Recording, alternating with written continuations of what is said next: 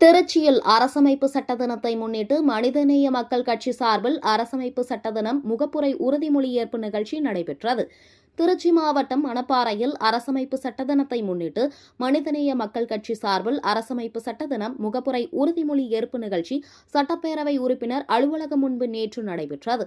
மணப்பாறை சட்டப்பேரவை உறுப்பினர் ப. அப்துல் சமது தலைமையில் நடைபெற்ற உறுதிமொழி ஏற்பில் இந்திய மக்களாகிய நாம் இந்தியாவை இறையாண்மை வாய்ந்த சமத்துவ மதசார்பற்ற மக்களாட்சி குடியரசராக அமைக்கவும் அதன் குடிமக்கள் அனைவருக்கும் சமுதாய பொருளாதார மற்றும் அரசியல் நீதியும் சிந்தனை சுதந்திரமும் அதன் வெளிப்பாட்டு சுதந்திரமும் நம்பிக்கைகளை கைக்கொள்ளும் சுதந்திரமும் தனி ஒருவரின் மாண்புக்கும் நாட்டின் ஒற்றுமைக்கும் ஒருமைப்பாட்டிற்கும் உறுதியளிக்கும் சகோதரத்துவத்தையும் அவர்கள் அனைவரிடையே வளர்க்கவும் உறுதியோடு தீர்மானிக்கப்பட்டு நம்முடைய அரசியலமைப்பு நிர்ணய சபையில் இந்திய அரசியலமைப்பை ஏற்று சட்டமாக இயற்றி நமக்கு நாமே வழங்கிக் கொள்கிறோம் என உறுதிமொழி எடுத்துக்கொண்டார். இதில் பல கட்சி நிர்வாகிகள் பங்கேற்று உறுதிமொழி ஏற்றுக்கொண்டனர்.